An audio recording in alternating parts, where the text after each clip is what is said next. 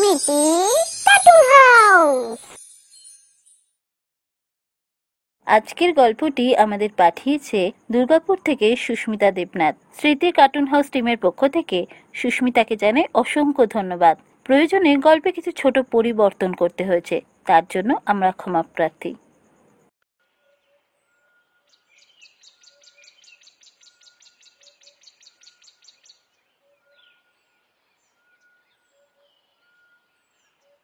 কিরে সুস্মিতা, তোর কি হয়েছে বলতো? আশা থেকেই দেখছি মুখটা কেমন বেজার করে রেখে দিয়েছিস, কোনো কথা বলছিস না। কিরে, কোনো সমস্যা হয়েছে? হ্যাঁ, তা একটা সমস্যা হয়েছে বই কি। কি সমস্যা রে, আমাকে বল।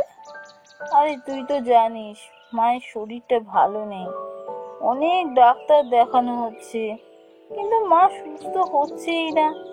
কি যে করবো কিছুই বুঝতে পারছি না। ও হ্যাঁ, তুই বলেছিলি বটে, সে তো অনেকদিন আগেকার কথা রে।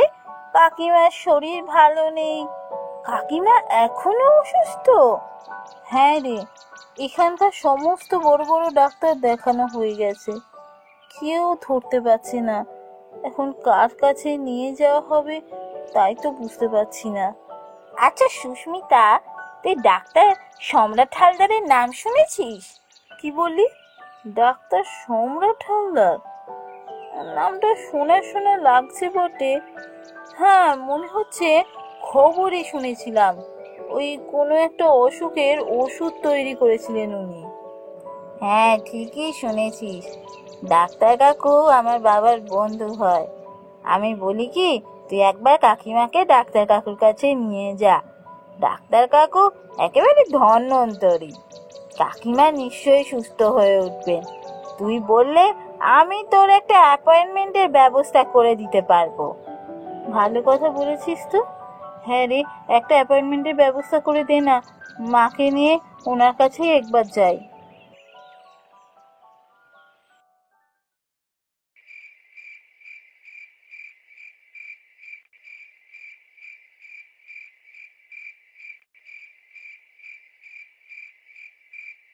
সেদিন সন্ধ্যে থেকেই মনটা খুব ছটফট করছিল। অন্তরার ফোনের অপেক্ষায় ছিলাম। এদিকে মায়েরও শরীরের অবস্থা ভালো না। কি জানি অন্তরা অ্যাপয়েন্টমেন্টের ব্যবস্থা করতে পারলো কি না।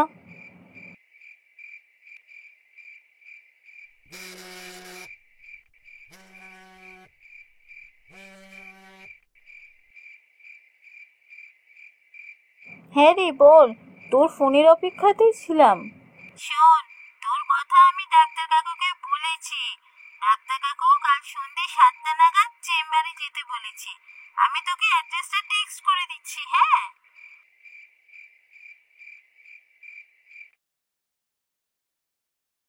পরের দিন সন্ধে 7টার সময় আমি মাকে নিয়ে ডাক্তার সম্রাট হালদারের চেম্বারে গেলাম। চেম্বারে গিয়েই বুঝতে পারলাম অন্তরার জন্যই এত সহজে এমন একজন ডাক্তারের কাছে অ্যাপয়েন্টমেন্ট পেয়েছি। সত্যি অন্তরা আমার খুব বড় উপকার করলো।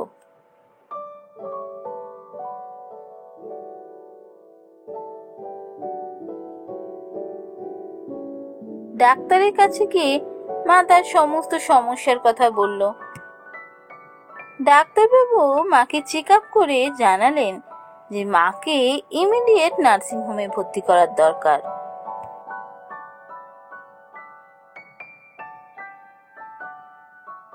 কোন নার্সিংহোমে ভর্তি করা হবে তা মাথায় না আসায় বাবা যে ডাক্তার দেখছিলেন, মানে ডক্টর সম্রাট হালদারের নার্সিংহোমেই মাকে ভর্তি করলো। ঠিক হলো রাত্রিটা আমি মায়ের কাছে থাকবো।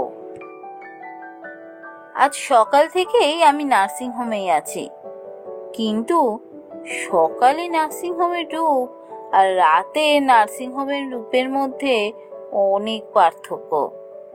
যত রাত হচ্ছে নার্সিংহোমটা পুরো যেন নিশ্চুপ হয়ে যাচ্ছে। এত বড় বিল্ডিংটা যেন মনে হচ্ছিল আমায় খেতে আসছে। আমি চুপচাপ মায়ের কাছে বসেছিলাম। ভূতে আমি বিশ্বাস করি না, কিন্তু এই নার্সিং হোমে বসে কেমন যেন আমার গা ছমছম করছিল। তারপর ভাবলাম সকাল থেকে এরম একটা পরিবেশে আছি বলেই বোধহয় এমনটা মনে হচ্ছে। একবার বাথরুমে গিয়ে চোখে মুখে জল দিয়ে আসতে পারলে শরীরটা বোধহয় সুস্থ লাগবে। তাই আমি বাথরুমের দিকে গেলাম।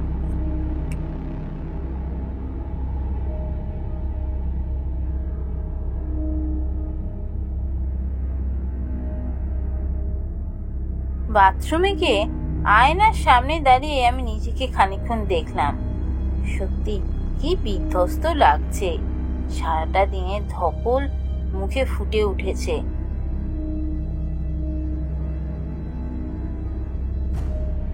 যা, অন্ধকার হয়ে গেল তো। না না, তাড়াতাড়ি মুখে জল দিয়ে এখান থেকে চলে যাই, কেমন যেন গা ছমছম করছে। আমি নিচু হয়ে চোখে মুখে ভালো করে ঠান্ডা জলের ঝাপটা দিলাম। মুখ তুলতেই আয়নায় আমি কাকে দেখছি? এটা কে? এ তো আমি নই। কি বিভৎস চেহারা!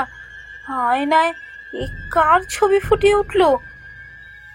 আমি এসব দেখে ভয়ে ওখান থেকে পালিয়ে যেতে যাচ্ছি, এমন সময় সম্রাট হালদারে নার্সিং হোমে ভর্তি করেছ? কে ভেবেছ সুস্থ হয়ে বাড়ি ফিরে যাবে? তা হবে না, তা কখনো হবে না। কে কে আপনি? এখানে কি করে এলেন? এই নার্সিং হোম থেকে কাউকে সুস্থ হয়ে আমি বাড়ি যেতে দেবো না। কেউ সুস্থ হবে না, কেউ বেঁচে ফিরতে পারবে না। কেন? কে আপনি? আপনি এসব বলছেন কেন? আমি কাউকে বেঁচে ফিরতে দেবো না। সব কটাকে মারবো, সব কটাকে মেরে আমি প্রতিশোধ নেব। এমন বলছেন কেন? আমরা আপনার কি ক্ষতি করেছি? আপনার আমাদের কাছ থেকে কিসের প্রতিশোধ নেবেন? কিসের প্রতিশোধ? আমার মৃত্যুর প্রতিশোধ। এই নার্সিং হোমে আমি ভর্তি হয়েছিলাম। আমার বাবা মা অনেক কষ্ট করে আমায় নার্সিং হোমে ভর্তি করেছিল যাতে আমি সুস্থ হয়ে ফিরে যেতে পারি। কিন্তু ওই ডাক্তার সম্রাট হালদার, শয়তান ডাক্তার, ডাক্তার রূপী একটা নরপিশাচ আমাকে বেঁচে ফিরতে দিল না। আমার মা বাবার কাছ থেকে সমস্ত টাকা নিয়ে আমায় মেরে ফেললো। সে কি? আমি তো শুনেছিলাম উনি খুব বড় একজন ডাক্তার। উনি কত রোগের ওষুধ তৈরি করেছেন। হ্যাঁ হ্যাঁ হ্যাঁ, ওষুধ তৈরি করেছে। ওষুধ তৈরি করেছে নিজে বড় হওয়ার জন্য, কোনো রোগীকে সুস্থ করার জন্য নয়। ওই যে ওষুধগুলো তৈরি করেছে সেগুলো এক্সপেরিমেন্ট কাদের ওপর করে জানো? এই নার্সিং হোমে ভর্তি রোগীদের ওপর। সেই ওষুধ তৈরি যদি সাকসেসফুল না হয়, তার যদি বিপরীত প্রতিক্রিয়া হয়, সেই রোগী মারা যায়। ওই শয়তান পিশাচ আমার ওপর এক্সপেরিমেন্ট করেছিল, বিপরীত প্রতিক্রিয়া হয় আর আমি মারা যাই। এইসব কি বলছেন? এ তো ঘোরতর অন্যায়। এর জন্য তো শাস্তি পাওয়া উচিত। এইসব কথা তো কখনো বাইরে প্রকাশ পায় না। শাস্তি? কে দেবে শাস্তি? কোনো প্রমাণ রাখে?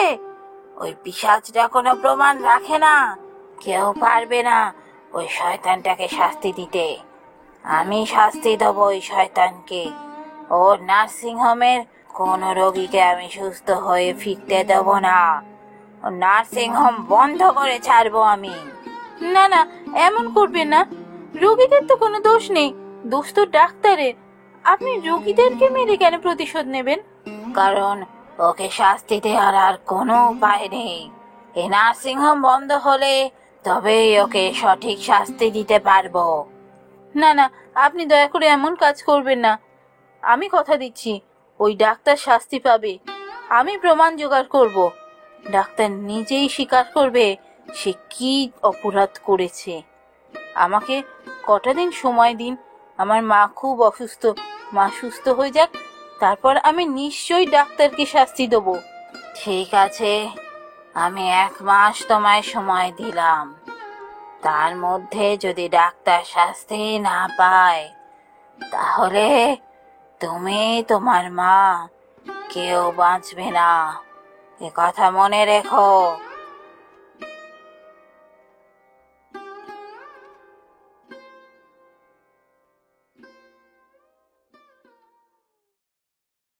এরপর আমি মায়ের কাছে ফিরে এসে চুপচাপ বসে থাকি।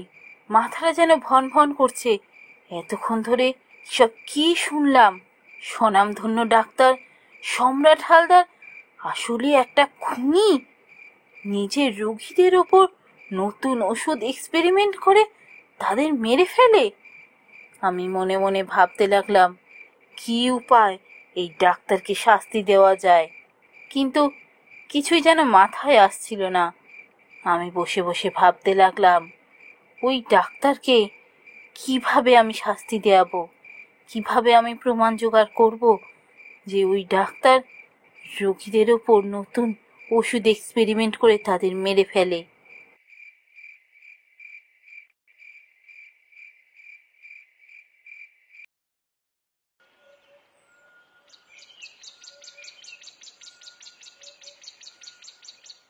কিছুদিনের মধ্যেই মা সুস্থ হয়ে বাড়ি ফিরে এলো।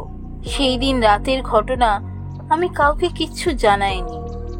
বসে বসে ভাবছিলাম কি করা যায়, কি উপায় ওই ডাক্তারের কাছ থেকে প্রমাণ জোগাড় করব। হঠাৎ মাথায় একটা বুদ্ধি খেলে গেল।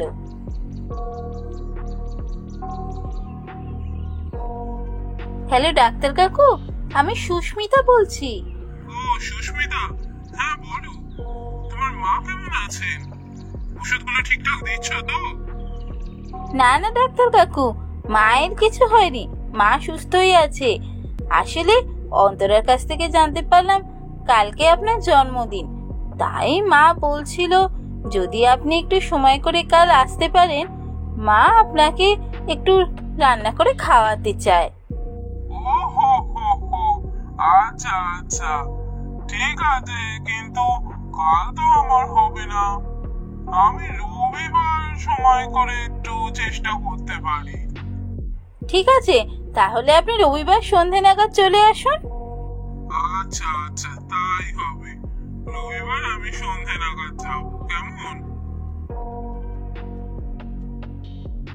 ফোন রেখে আমি ঠিক করলাম মা, বাবা আর অন্তরাকে সমস্ত ঘটনা জানাবো, কারণ ওরা না জানলে এরপরে আমি আর কিছুই করতে পারবো না।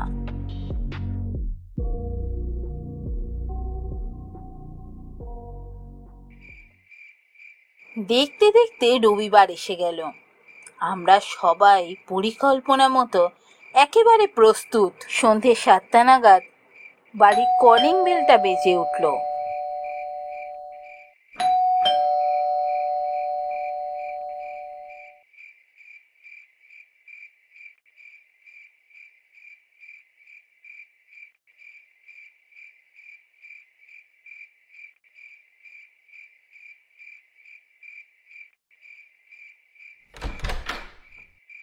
এই তো, আপনি এসে গেছেন দেখছি।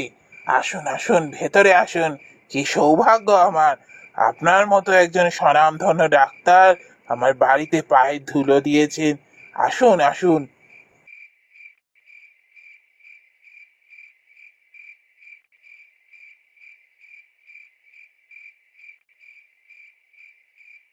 এই তো আপনি এসে গেছেন দেখছি।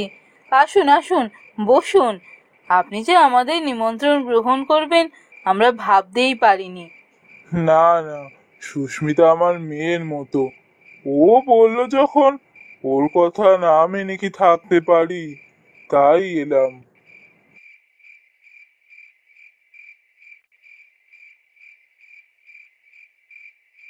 এরপর বেশ খানিকক্ষণ বাবা ওই ডাক্তারের সাথে বসে বসে গল্প করলো। খাওয়া দাওয়া শেষ হওয়ার পরও বেশ খানিকক্ষণ কথাবার্তা চলছিল। ঠিক তখনই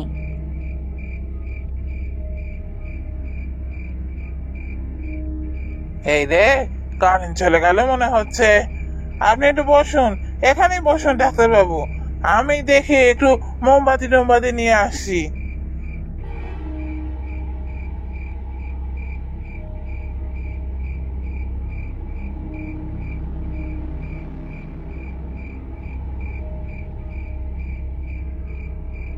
কিরে ডাক্তার, কেমন আছিস? কে কে কে- কে কে বলছে এসব কথা? কেন, আমায় চিনতে পারছিস না? তোর এক্সপেরিমেন্টের গিনি পিগ যে আমি। এত তাড়াতাড়ি আমায় ভুলে গেলি? কি? কে? কে আমার সাথে মশকরা করছে? কে এখানে? আমি রে, আমি। আমায় এত তাড়াতাড়ি ভুলে গেলি? তোর ওষুধ তো আমার ওপরই প্রথম প্রয়োগ করলি। ভুলে গেলি সে কথা? যে ওষুধের জন্য তুই এত পুরস্কার পেলি, এত লোকে তোকে ধন্য ধন্য করলো, সেই ওষুধ যে তুই প্রথম আমার ওপরই প্রয়োগ করেছিলি, আর তার জন্যই যে আমি মরেছিলাম।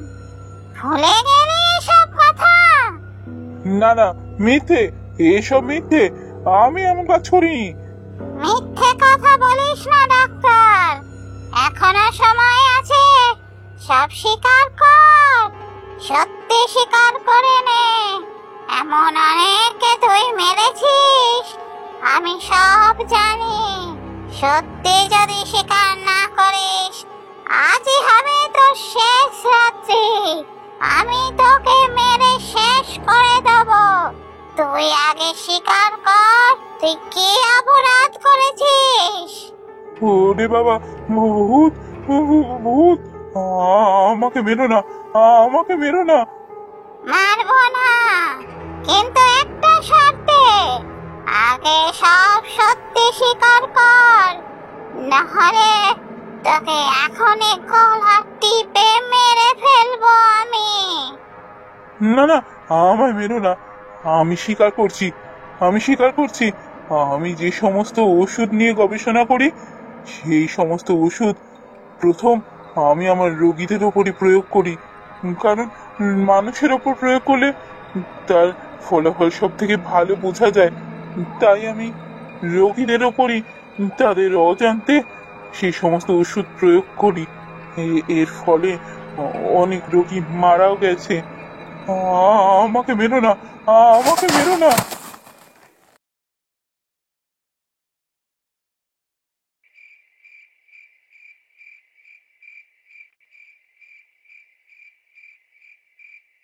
অন্তরা, আমাদের প্ল্যান কাজে লেগেছে।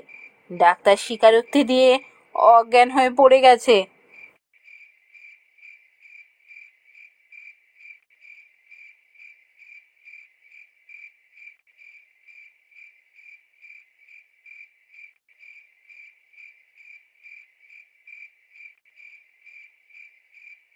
যাক, ভূতের অ্যাক্টিংটা আমি তাহলে ভালোই করেছি, কি বলিস?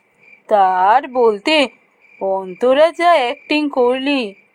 মা, বাবা কোথায় গেল? তোর বাবা পুলিশের কাছে গেছে সমস্ত কথা বলে পুলিশকে নিয়ে আসতে। এই এলো বলে আমি ফোন করেছিলাম। অন্তরা, যা এবার তুই মেকআপটা তুলে ফেল।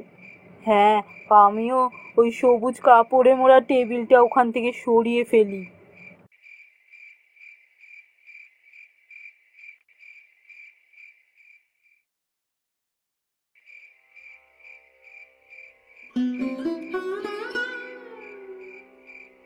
সেই দিনের পর আরো 1 সপ্তাহ কেটে গেছে। আজকে ওই ডাক্তারের শাস্তি হয়েছে। সেই দিন তারপরই বাবা পুলিশ নিয়ে আসে। পুলিশ এসে ওই ডাক্তারের জ্ঞান ফেরায়। তারপর পুলিশ ডাক্তারকে নিয়ে থানায় চলে যায়। আমার কাছে ডাক্তারের স্বীকারোক্তি টেপ রেকর্ডারে রেকর্ড করা ছিল। প্রমাণ হিসাবে আমি সেটা পুলিশের হাতে তুলে দিই।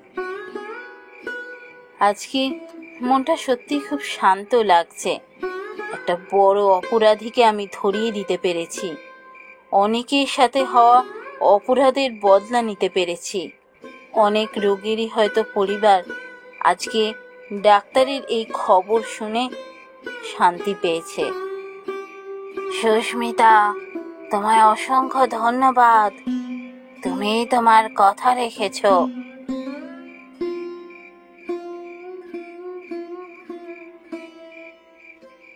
ও তুমি, তোমার কথাই ভাবছিলাম। জানো তো, ডাক্তার শাস্তি পেয়েছে। জানি, জানি বলেই তো তোমার কাছে এলাম। তোমায় অসংখ্য ধন্যবাদ। আজ আমার আত্মা মুক্তি হবে। আমি আসি। এইটুকু বলি সে যেন হাওয়ায় মিলিয়ে গেল। আমাকে আর কিছু বলার সুযোগও দিল না। তার নামটাও জানতে পারলাম না আমি। কি জানি ও কে। ওর জন্যই বোধহয় আগামী দিনে আর কোনো মানুষকে ওই ডাক্তারের জন্য মরতে হবে না।